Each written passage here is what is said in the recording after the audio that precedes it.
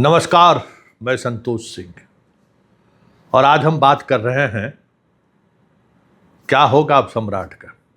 जी हाँ, जिस तरीके से आरा की घटना को लेकर न्यायिक जांच का आदेश सम्राट की सरकार ने दी है, ऐसे में ये सवाल उठना लाजमी है कि आखिर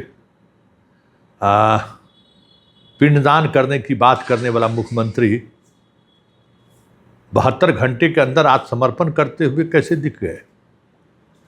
और इस आत्मसमर्पण का आने वाले समय में प्रभाव यही होगा कि जिन 23 जिलों में हाफ इनकाउंटर हुआ है, उन जिलों के एसपी से लेके इनकाउंटर में शामिल पुलिस पदाधिकारी न्यायिक आयोग के दफ्तर का चक्कर लगाते हुए दिख जाए तो कोई बड़ी बात नहीं होगी। बात सिर्फ इतना ही नहीं है। एक तरफ ऋषिश्री मामले में जिस तरीके से आईएएस अधिकारियों पर नकेल कसा गया है, आईएएस अधिकारियों पर जिस तरीके से दबिश बनाई जा रही है, जिस स्तर पर आईएएस अधिकारी इस खेल में शामिल है, पहले से ही आईएएस अधिकारियों में इस बात को लेकर कसमकस चल रहा है। और अब इनकाउंटर की बात, अब इस इनकाउंटर की वजह से पूरा पुलिस महकमा सरकार के इस फैसले के बाद असहज है। जो कहाँ पिंडदान की बात करने वाली सरकार अब न्यायिक जांच की बात करने लगी है। मतलब इतना जल्दी यू टर्न सरकार लेगी, ये किसी को यह इसका आभास नहीं था कि इतनी जल्दी ये लोग इस तरीके से पलटी मार देंगे। लेकिन इसका असर सरकार चलाने में पड़ेगा। कल के बाद ये हाफ इनकाउंटर कहने के बावजूद भी ना हो जिला स्तर पर, प्रदेश स्तर पर, तो कोई बड़ी बात नहीं होगी। क्योंकि आरा की घटना में जिस तरीके से दबाव में सरकार है और न्यायिक जांच के आदेश और उस आदेश में जिन शब्दावलियों का इस्तेमाल सम्राट चौधरी ने अपने ट्वीट में किया है, वह संकेत है बैकफुट पर आने का। हालांकि हम शुरुआती दौर से ही कह रहे थे कि भाई ये ठीक नहीं कर रहा है, भाई इसको रोकिए। क्योंकि आप जिस चीज़ों से आप खेल रहे हैं ना, वह एक ऐसा खेल है जैसे शेर की सवारी करने वाला खेल करते हैं। उतरिएगा तो फिर शेर आप ही को निवाला बना लेगा। आज देखिए स्टेट की क्या स्थिति है। आप इस इनकाउंटर के सहारे बिहार में यूपी वाली स्थिति थोड़ी थी। 20 वर्षों में तो नीतीश कुमार तमाम बड़े जितने उस तरीके के अपराधी थे उनको जगह पहुंचा दिए, सजा दिलाकर। सब अपनी अपनी जगह पर हैं। ऐसा तो कोई यूपी वाला अपराधी तो कोई यहाँ रहा नहीं जिस पर कार्रवाई की जा सके। तो आखिर ऐसी परिस्थिति में उस तरीके का एक्शन का मतलब नहीं था। अब देखिए कि किस स्तर पर सरकार को समझौता करना पड़ेगा। जरा इस पर हम चर्चा कर लें। जुडिशियरी से समझौता करना पड़ेगा आपको। अब पुलिस डिपार्टमेंट और ब्यूरोक्रेसी पर उस तरीके से दबिश आप नहीं बना पाएंगे, उस तरीके से काम नहीं ले पाएंगे जिस तरीके से आप शुरुआती दौर में आप ले रहे थे। मतलब अभी आपकी सरकार के जुम्मा 2 महीने होने को है और 2 महीने पूरा भी नहीं हुआ है और आप पूरी तौर पर उलझते हुए दिख रहे हैं। इसलिए हम बार बार कह रहे थे कि इस एक्शन से बचिए, क्योंकि ये एक्शन आपको कमज़ोर करेगा। कभी कोई अनजाने में कोई ऐसी घटना घट गई जिस पर जनता सड़क पर उतर आई तो फिर बहुत मुश्किल होगा संभालना।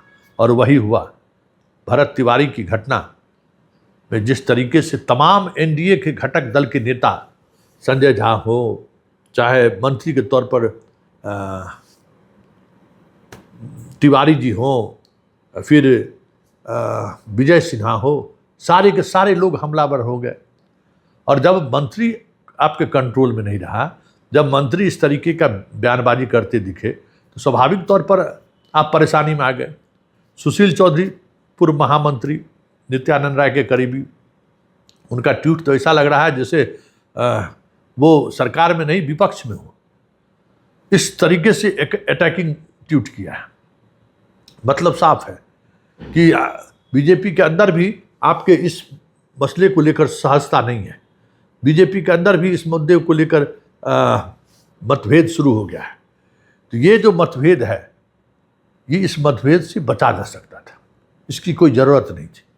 आप शासन बेहतर तरीके से चला सकते थे बिना किसी गलत तरीके का इस्तेमाल किए हुए। एक बात समझिए कि जिन पुलिसों ने हाफ इनकाउंटर पकड़ कर अगर किया है तो आप उसकी मनोवृत्ति को थोड़ा अध्ययन कीजिए। वो आने वाले समय में सबसे बड़ी समस्या लायबिलिटी सरकार के लिए होगा। कहीं भी किसी भी समय हाथ चला सकता है, वो गोली चला सकता है। अभी जो घटना घटी है कारा का, ये सारे के सारे अधिकांश ऑफिसर चुनाव से पहले बक्सर में रहा करते थे। बक्सर में इन लोगों का परफॉर्मेंस देख लीजिए, क्या गुंडा राज इन लोगों ने स्थापित किया, किस तरीके से निर्दोष लोगों को इन लोगों ने स्मैक और कट्टा के साथ जेल भेजा है।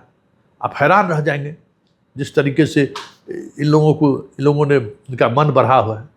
तो ये सारी कवायद इसी को लेकर हो रही है। और आज देख लीजिए, आप देख लीजिए ना कि कैसे आपको अपने ही उस पिंडदान वाले बयान पर फंसते हुए देख रहे हैं आप।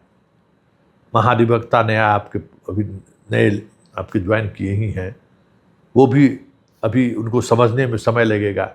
आपके पास पूर्व न्यायाधीश कौन, ऐसा न्यायाधीश जिनको हम इस आयोग का चेयरमैन बनाएं, अध्यक्ष बनाएं, उसके लिए जिस तरीके का दबाव आपको झेलना पड़ेगा, ये सब फालतू का था ना।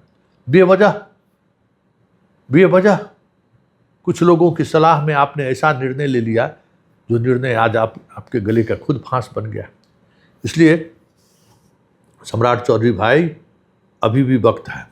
इस तरीके की गतिविधियों से अपने आप को अलग करिए, और साथ ही अलग ही मत करिए, इस तरीके की गतिविधि पर नियंत्रण भी करिए। पुलिस को काम करने दीजिए, अपने तरीके से काम करेगा। और अब देखिए अब क्या है, पुलिस भी असहज हो गई आपसे कि अब देखिए इनकाउंटर भी करवाए और अब जांच भी करा रहे हैं। ब्यूरोक्रेसी पहले से ही असहज है रिश्वतश्री मामले में कार्रवाई करने को लेकर, तो फिर आप काम किससे लीजिएगा। ब्यूरोक्रेसी का जो दो महत्वपूर्ण अंग है, पुलिस और प्रशासन, वो दोनों आपके फैसले से असहज हो गया है। तो ऐसे समय में बहुत ही बुद्धि और विवेक से काम लेने की जरूरत है। नहीं तो ये सब कहीं न कहीं किसी न किसी रूप में आपको इस तरीके से घेराबंदी कर सकता है कि उसके बाद लालू यादव वाली स्थिति हो जाएगी। अभी भी वक्त है इस मुद्दे को समझने का, इस मुद्दे से स्टेट को और पार्टी को बाहर निकलने का, नहीं तो बहुत मुश्किल होगा। ये पूरी घटनाक्रम समझिए कि आपका फेल्योर ही नहीं है, आप लंबी पारी खेलेंगे, इस पर भी अब ग्रहण लगने लगा है। सवाल बार बार सवाल उठेंगे, और जिससे आप बच सकते थे, जिसकी ज़रूरत नहीं थी, लेकिन जो स्थिति आपने की, जिस तरीके से चीज़ें चली, आखिरकार न्यायिक जांच का आदेश आपको देना पड़ा। तो ये जो न्यायिक जांच का आदेश है ना, इस आदेश से सिर्फ अब आरा का एसपी ही परेशान नहीं होगा, क्योंकि न्यायिक जांच की शुरुआत होगी तो भले आप इसको आरा तक ही केंद्रित रखने की कोशिश कीजिएगा, लेकिन होगा क्या, बिहार में जितने भी लोगों का इनकाउंटर हुआ है उसके अभिभावक, पॉलिटिकल पार्टी के लोग लेकर पटना आना शुरू कर देंगे, और आयोग ने वो बातें रखना शुरू कर देंगे। आयोग तक सवाल खड़े करने लगेंगे, आयोग तक अपनी बातों को रखने के लिए मीडिया का सहारा लेने लगेंगे। तो क्या होगा, जब भी तारीख होगी हंगामा होगा। जब भी बाहर से लोग आएंगे जिनके बच्चों का इनकाउंटर हुआ है, उस दिन मीडिया टीवी चैनल पर खबरों की सुर्खियां बटोरेगा। तो ये आपके पूरे गवर्नेंस को प्रभावित करेगा, और अगर गवर्नेंस को प्रभावित करेगा तो फिर आपकी जो इच्छा है वो इच्छा आप पूर्ण नहीं कर पाएंगे। इसलिए हम बार बार कहते थे कि इस तरीके के अभियान से थोड़ी दूरी बना कर रखिए, क्योंकि आप योगी नहीं हैं।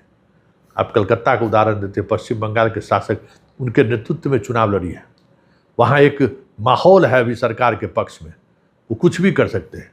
लेकिन आपके साथ, आपके शासनकाल के साथ साथ नीतीश का इनकम्बेंसी भी साथ आया है।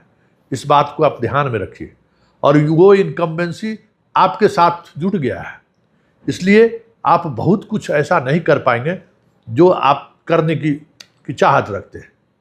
और यही वजह है कि आप देख लीजिए किस तरीके से आपका पूरा प्रशासनिक महकमा उलझता चला गया है, या कहें कि उलझ गया है, और इसका असर आने वाले समय में गवर्नेंस पर दिखे तो कोई बड़ी बात नहीं।